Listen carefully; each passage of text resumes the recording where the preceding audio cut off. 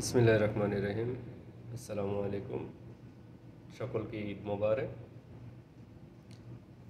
এই পবিত্র ঈদের দিনে আমি কিছু কথা বলতে চাই এবং সতর্ক করতে চাই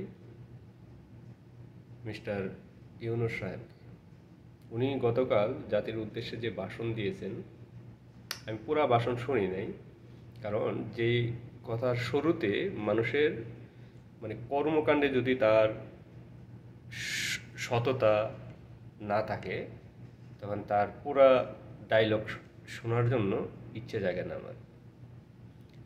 যাই হোক, যতটুকু শুনছি একটু একটু করে, একটি জায়গায় আমি শুনতে পারলাম তিনি বলছেন যে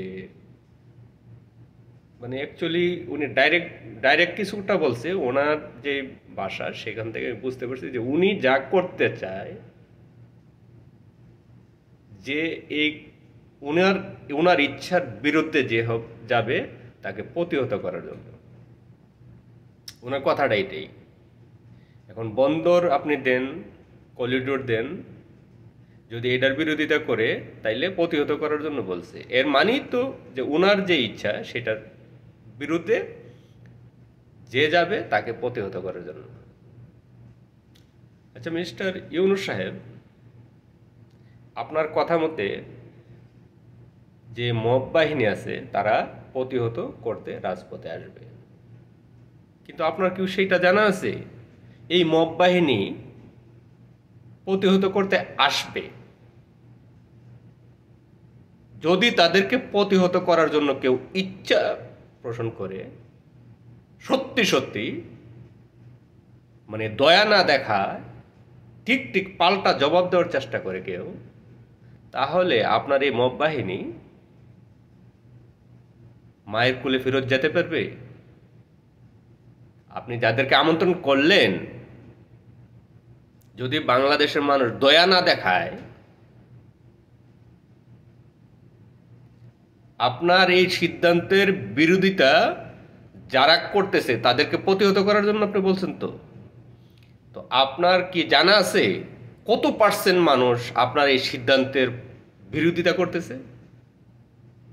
আপনার মব বাহিনী আপনি যা করেন তাই সমর্থন করবে। বাংলাদেশে আছে এরকমের কিছু লোক, দেশের গোল্লায় যাক, যেমন হাসিনা যা কিছু করতো, হাসিনার বাহিনী সবকিছুতে কোনো প্রতিবাদ করতো না। তো এরকমের আপনারও কিছু বাহিনী আছে যারা জিন্দিগিতে মেম্বারের বাড়ির টয়লেট পরিষ্কার করার যোগ্যতা নাই, তারা এখন বিশাল পাওয়ার নিয়ে আছে। অবশ্যই এই ধরনের লোক আপনার সমর্থনই করবে, কারণ তারা জানে কোনো চৌকিদারের বাড়ির টয়লেট পরিষ্কার করার যোগ্যতা এদের নাই জনগণের ভোটে। সো এদের যেহেতু এত বড় একটা সুযোগ, এই সুযোগ কি হাতছাড়া করবে?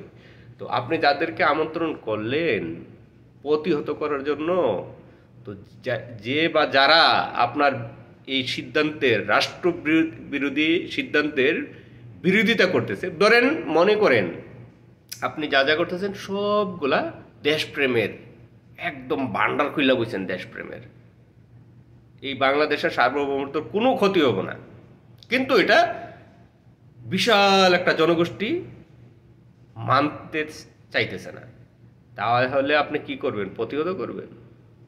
ওকে, এগ্রি, আপনি আপনার বাহিনী নামান দেখি, কিন্তু মায়ের কোলে কিন্তু ফেরত যেতে পারবে না। আপনি কি সেই কথা ভুলে গেছেন? আপনার মতন এই নোবেল বিজয়ী, শান্তিতে নোবেল বিজয়ী মিয়ানমারে কিন্তু একজন বন্দী আছে। কি করছে? ইউরোপ আমেরিকা কি করছে? কি করতে পারছে? কিছুই করতে পারে না। বেশি লাফালাফি করিয়েন না বদ্দা, বেশি লাফালাফি করিয়েন না, পরিণতি ভালো হবে না। আপনি ডাইরেক্টলি বলেন নাই, ইনডাইরেক্ট আপনি আপনার মব বাহিনীকে বলছেন, যারা দেশের সার্বভৌমত্ব রক্ষার কথা বলবে তাদেরকে প্রতিহত করার জন্য, কারণ আপনার প্রত্যেকটা সিদ্ধান্ত দেশের সার্বভৌমত্ব রক্ষা হচ্ছে না। আপনি মনে করছেন কি যে ইন্ডিয়ার বিরোধিতা করতে পারলেই দেশপ্রেম? না, আপনি তাহলে ভুল সিদ্ধান্তের মধ্যে আছেন। ইন্ডিয়ার সাথে আমি গোলামি নীতিতেও যাব না, ইন্ডিয়ার সাথে আমি দাদা হব ইন্ডিয়ার সেই নীতিতেও যাব না। ইন্ডিয়ার সাথে আমি সমতল বন্ধুত্বের মর্যাদায় চলতে চাই। এই কথা বললে ইন্ডিয়া অবশ্যই তার লাভ খুঁজতে চাইবে, কিন্তু এই কথা বললে যে কি সরাসরি বলবে যে না আমি দাদাগিরি করব? অবশ্যই না, কারণ তার চতুর্দিকেই কি সমস্যা সে ভালো করে জানে। তো আমি নিজেও বিশ্বাস করি না যে ইন্ডিয়ার দাদাগিরি আমি করব আর অথবা ইন্ডিয়ার দাদাগিরি আমি মাইনা নেব। আমি কোনোটাই তাই না, আমি সমতুল বন্ধুত্ব চাই। আপনি যা বলছেন তা সেনাবাহিনীর প্রকান্তরে আপনি সেনাবাহিনীর বিরুদ্ধে আপনার মব বাহিনীকে উস্কাই দিছেন। আপনার মব বাহিনী কয়েক ঘন্টা টিকবে না। এই গুটি কয়েক যে বাহিনী দেখতেছেন, আপনি কিসের স্বপ্নে বসবাস করতেছেন তা আমি জানি না। আমার কষ্ট হয় যে আপনার প্রতি খুব একটা সম্মান ছিল, এখন তুই তাকারি করতে মনে চায় যে হাতের নাগালে পাইলে পাছাই লাত্তি মাইরা সেরা বুড়িগঙ্গায় ফালাইতাম। হাসিনা তো বলছিল যে পদ্মা সেতুতে একটু চুবনি দিয়ে উঠাইবার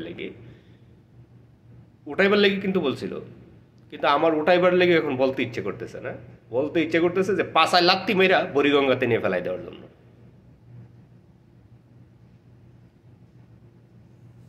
পরিণতি যদি মঙ্গলজনক চান, মুখে লাগাম টানবেন, কারোর কথা শোনে না, বাস্তবতা অ্যানালাইসিস করার চেষ্টা করেন, নাই তো খারাপই আছে কপালে। শেষ বয়সে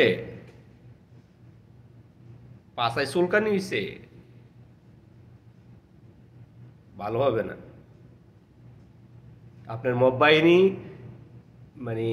বাংলাদেশ জাতীয়তাবাদী দলের বিরুদ্ধে বাংলাদেশ সার্বভৌমত্ব রক্ষার সৈনিক সেনাবাহিনীর বিরুদ্ধে উস্কাইয়ে দেওয়ার চেষ্টা করতেছেন। আপনার মতন একটা থার্ড ক্লাস লুবি বেয়াদব টাইপের কথাবার্তা বলেন আপনি। আপনাকে হটাইবার জন্য কয়েক ঘন্টার সময় প্রয়োজন, শুধু ঢাকাবাসী, সারা দেশে লাগবে না। এই জামাত আপনার মব বাহিনী বাল পালাইব। জামাতের ইতিহাসের মধ্যে আছে, জামাত যেখানে সুবিধা দেখে সেখানেই থাকে।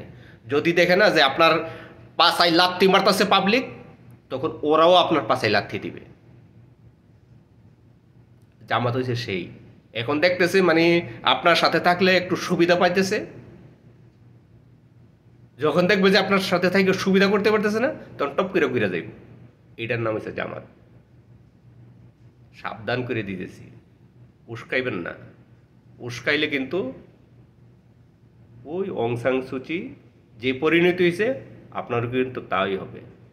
ইউরোপ আমেরিকা চুদাইবার সময় নাই, কারণ হাসিনা থাকাকালীন বাংলাদেশের জনগণের জন্য কোনো ভালো পালাই নেই। এন করবো তেন করবো এসব বলছে, কোনো ভালো পালাই নেই।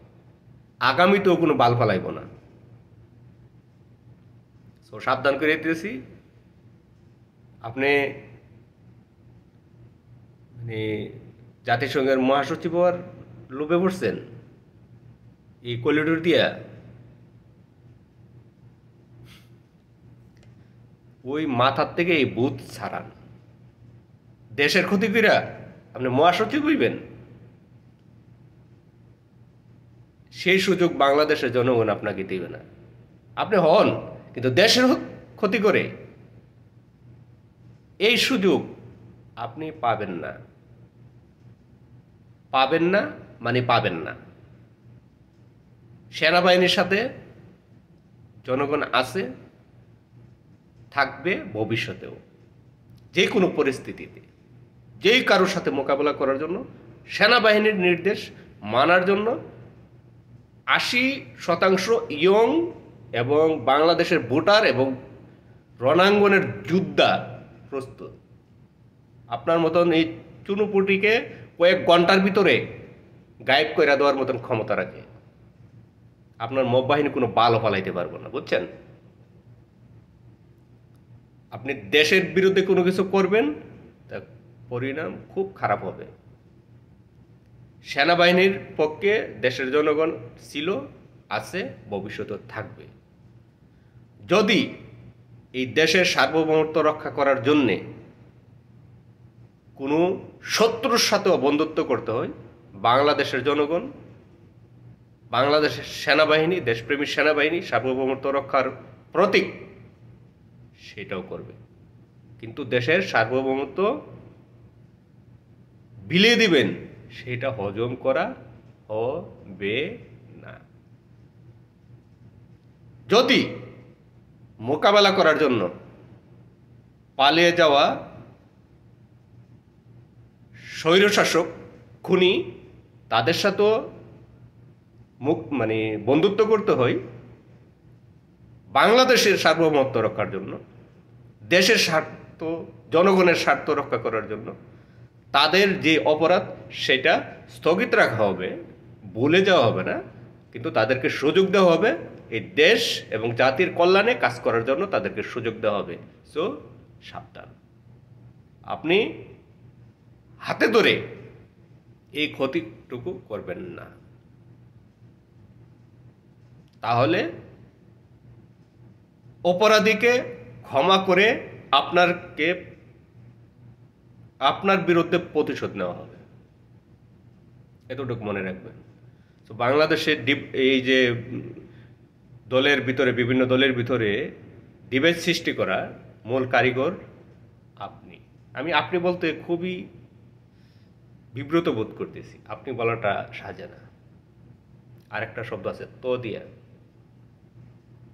কিন্তু করলাম না। আজকে ঈদের দিন, তাই সাবধান। সেনাবাহিনী এবং রাষ্ট্রের সার্বভৌমত্ব ক্ষতি করার মতন কোনো কার্যকলাপ চালাবেন, তাহলে আপনার বিরুদ্ধে যা যা করার দেশের জনগণ তাই করবে। আপনার খুঁটির জোর কোথায় পর্যন্ত এটা পাবলিক জানে। সো সাবধান। আল্লাহ হাফেজ।